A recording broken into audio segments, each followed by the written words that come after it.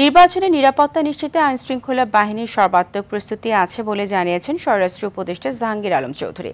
দুপুরে উত্তরায় র্যাব ও এপিবিএন কার্যালয় পরিদর্শন শেষে এই কথা জানান তিনি। উপদেষ্টা বলেন, নির্বাচনে লেভেল প্লেইং ফিল্ড নিয়ে কোনো অনিশ্চয়তা নেই। পটুয়াখালীতে গণ অধিকার পরিষদের সভাপতি নুরুল হক নূরের সঙ্গে ঘটনাকে বিচ্ছিন্ন বলে মন্তব্য করেন তিনি। আরও জানাচ্ছেন দীপন দেওয়ান।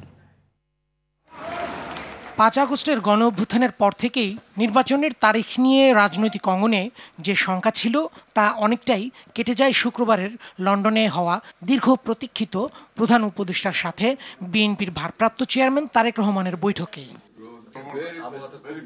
তবে মাঠ পর্যায়ে নির্বাচনে নিরাপত্তা নিশ্চিতে আইনশৃঙ্খলা বাহিনী কি প্রস্তুত? স্বরাষ্ট্র উপদেষ্টা জানান, নির্বাচনের নিরাপত্তা নিশ্চিত করবে আইনশৃঙ্খলা বাহিনী। আমাদের ইলেকশন যে সময় হবে ওই সময়ের জন্য যে ধরনের প্রস্তুতি দরকার হবে আমরা ওই ধরনের প্রস্তুতি ছোটখাটো ঘটনা ঘটে থাকবে এবং এই ছোটখাটো ঘটনা দুই একটা ঘটবে।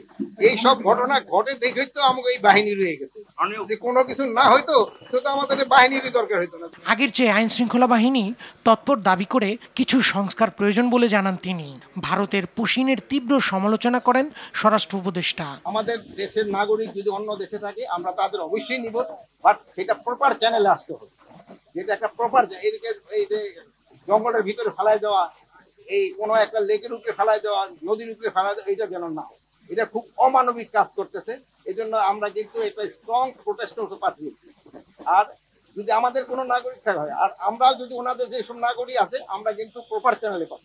গুম কমিশনের প্রতিবেদনে আইনশৃঙ্খলা বাহিনীর বিরুদ্ধে ওঠা অভিযোগকে স্বার্থান্বেষী কর্মকর্তাদের কর্মকাণ্ড হিসেবেও দাবি করেন স্বরাষ্ট্র উপদেষ্টা জাহাঙ্গীর আলম চৌধুরী। র‍্যাব নিয়ে অনেক বিতর্ক আছে মাননীয় উপদেষ্টা, সেটা নিয়ে যদি কোনো বিতর্ক নাই।